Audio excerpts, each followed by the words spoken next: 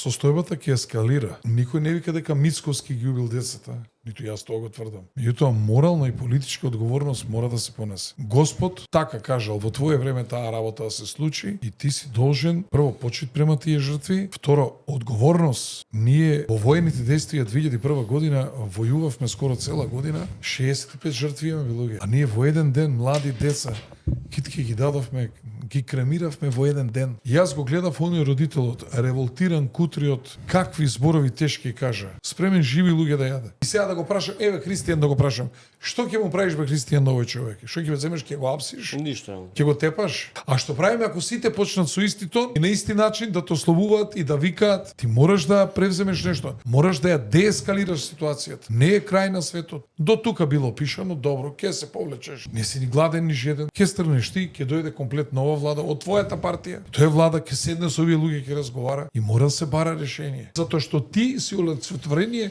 во моментов на државата. Државата им ги уби нивните деца. Исто е како на училиште да се го пратил детето и таму училиштето се запалило благодарение на неодговорноста на наставникот, на градоначалникот, на министерот, не знам што. И замисли 60 деца да се случи оваа работа.